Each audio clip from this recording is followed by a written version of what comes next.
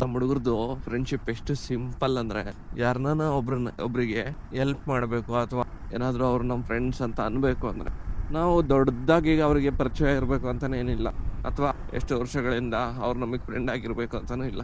ನಾನು ಆಗ್ತಾನೆ ಬಿಫಾರ್ಮ ಮುಗಿಸ್ಕೊಂಡು ಕೆಲಸ ಕೊಡುತ್ತಾ ಇದ್ದೆ. ನಮ್ಮ ಹುಡುಗನ್ ಕೇಳ್ದ, ಮಗ ಹಿಂಗ್ ಕೆಲಸ ಕೊಡುತ್ತೆ ಕಣ, ಯಾರಾದ್ರೂ ನಿನ್ ಫ್ರೆಂಡ್ಸ್ ಇದ್ರೆ ಹೇಳೋ ಅಂತ. ನನ್ನ ಫ್ರೆಂಡ್ ಒಬ್ನಿಗೆ ಹೇಳ್ದ. ಈ ರೆಫರ್ಡ್ ಮೀ ಆಕ್ಚುಲಿ. ಆಯ್ತು, ಕೆಲಸ ಏನೋ ಸಿಕ್ತು, ಈಗ ಎಲ್ಲಿ ಉಳ್ಕೊಳ್ಳೋದು ಅಂತ ಚಿಂತೆ ಶುರು ಆಯ್ತು. ಫ್ರೆಂಡಿಗೆ ಇನ್ನೊಬ್ನಿಗೆ ಕೇಳ್ದೆ, ಮಗ ಹಿಂಗ್ ಕೆಲಸ ಸಿಕ್ಕಿದೆ ದಾವಣಗೆರೆಯಲ್ಲಿ, ರಿಲೊಕೇಟ್ ಆಗ್ಬೇಕು, ಎಲ್ಲಾದ್ರೂ ಅಷ್ಟೇ ಆಪ್ಷನ್ ನಿನ್ ಫ್ರೆಂಡ್ಸ್ ಯಾರನ್ನ ಗೊತ್ತಿದ್ರೆ ಕೇಳಿ ಹೇಳಿ. ಸರಿ ಇರ್ ಮಗ, ನನ್ನ ಹುಡುಗನ್ ಕೇಳಿ ಹೇಳ್ತೀನಿ ಅಂತ. ಸ್ವಲ್ಪ ತಾದ್ಮೇಲೆ ಅಂತ ಕಾನ್ಫರೆನ್ಸಿಗೆ ಹಾಕೊಂಡ.